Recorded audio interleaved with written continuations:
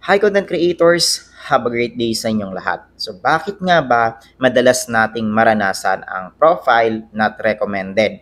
So may mga certain na mga reason kung bakit nga ba tayo pinadadalhan ni Meta ng ganoong klaseng notification sa ating mga profile or pages. Dahil nga po mga idol, sa dalabag po natin ang ilan sa mga guidelines ni Meta na kung saan mahigpit po talaga na ipinagbabawal lalong-lalo na sa ating mga content creator at sa mga monetized na.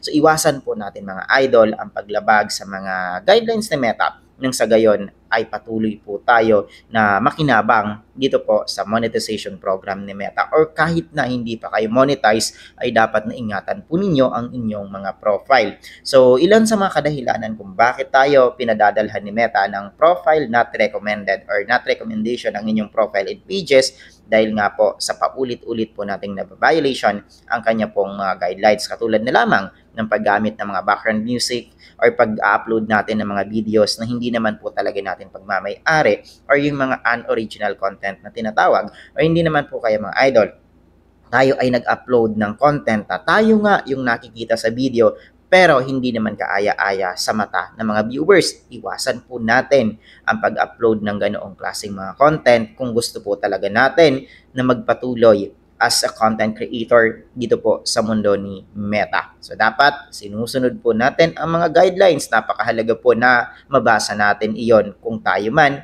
ay papasok as a content creator dito po sa mundo ni Meta. Magkaiba po mga idol ang patakaran ng Facebook at ng TikTok. Kung sa TikTok pwede kang mag-upload ng mga ganoong klaseng mga videos, dito po sa mundo ni Meta is ipinagbabawal po yun dahil mas marami ang gumagamit ng Facebook kung ikukumpara natin sa ibang application.